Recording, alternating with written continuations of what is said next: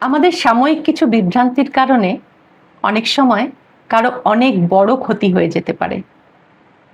অভ্রদের বাড়িতে একটা পুজোর অনুষ্ঠান চলছিল। বাড়িতে প্রচুর লোকজন। হঠাৎ অভ্রর মা চিৎকার করে উঠলেন, আমার হারটা হারটা কোথায় গেল? সবাই দৌড়ে এলো। চারিদিকে হারটা খোঁজা হলো, কিন্তু কোথাও পাওয়া গেল না। কিছু আত্মীয় বলতে শুরু করলেন, মনে হয় বাড়ির কর্মসহায়িকা হারটা নিয়েছে। তাকে ডাকা হলো। বারবার জিজ্ঞাসা করা সত্ত্বেও সে একই কথা বলছিল, সে হারটা নেয়নি। কিছু আত্মীয় তাকে পুলিশে ধরিয়ে দেবার ভয় দেখালেন, কিন্তু এই বাড়িতে বহুদিন ধরে কাজ করার কারণে বাড়ির লোকেরা তাকে পুলিশে না দিয়ে কাজ থেকে বরখাস্ত করল। সে কাঁদতে কাঁদতে বাড়ি থেকে বেরিয়ে গেল। কিছুদিন বাদে অভ্রর মা তার আলমারি গোছাচ্ছিলেন। হঠাৎ তিনি দেখলেন হারটা আলমারির এক কোণে পড়ে রয়েছে।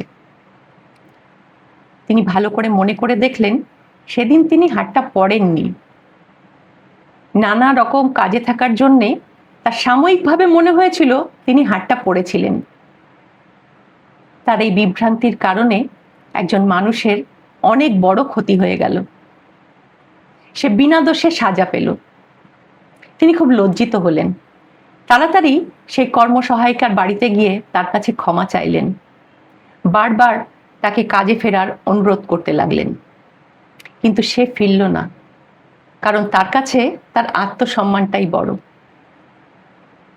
আমাদের জীবনেও এরকম ঘটনা ঘটে, শুধু চুরির ক্ষেত্রে কেন, অন্যান্য ক্ষেত্রেও আমরা অনেক সময় সব দিক বিচার বিবেচনা না করে কারোকে দোষী মনে করি। কিন্তু কারোকে দোষী বলার আগে সব দিকটা ভেবে তবেই তাকে দোষী বলা উচিত। কারণ সত্য কোনোদিনও চাপা থাকে না, শেষ পর্যন্ত সত্যেরই জয় হয়।